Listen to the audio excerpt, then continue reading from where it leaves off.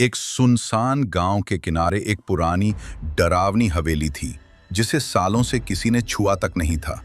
उसी हवेली के सामने खड़ा था राज, 30 साल का, शहर से आया एक समझदार मगर घमंडी इंसान। उसके पीछे कुछ गांव वाले खड़े फुसफुसा रहे थे, उसे बताओ, उस दरवाजे को कभी मत खोलना। लेकिन राज हल्की मुस्कान के साथ बोला, डर तो बस मन का वहम है। हवेली के अंदर घुप अंधेरा था, दीवारों पर जाले, फर्श पर धूल और हर कोने में सन्नाटा। राज मोमबत्ती जलाकर टहलने लगा, तभी उसकी नजर उस एक बड़े लकड़ी के दरवाजे पर पड़ी, वही जो लोग खोलने से मना कर रहे थे। वो ठिठका, फिर कदम बढ़ा दिए। रात तेज आंधी और बिजली गिरने लगी, हवेली की बत्ती गुल हो गई।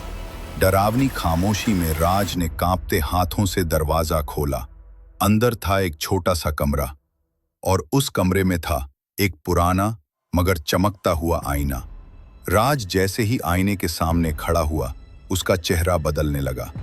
लेकिन आईने में वो नहीं था, उसमें उसकी गलतियां थीं, उसका घमंड, उसके झूठ और वो लोग जिनका दिल उसने तोड़ा था। पल पल उसकी आत्मा आईने में जैसे नंगा हो रहा था।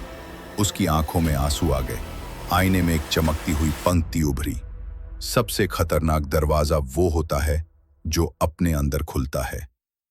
राज पीछे हट गया, कुछ पल चुप रहा और फिर मोमबत्ती बुझाकर उस दरवाजे को हमेशा के लिए बंद कर दिया। अगली सुबह सूरज की पहली किरण के साथ राज हवेली से बाहर निकला। उसका चेहरा शांत था, आंखों में पछतावे की जगह समझ थी। वो इंसान जो कल अंदर गया था अब वैसा नहीं था। सीख, डर हमेशा भूतों से नहीं होता। असली डर तब होता है जब हम खुद से आंख मिलाते हैं और उस अंदर के दरवाजे को खोलने की हिम्मत करते हैं जहां सच छुपा होता है।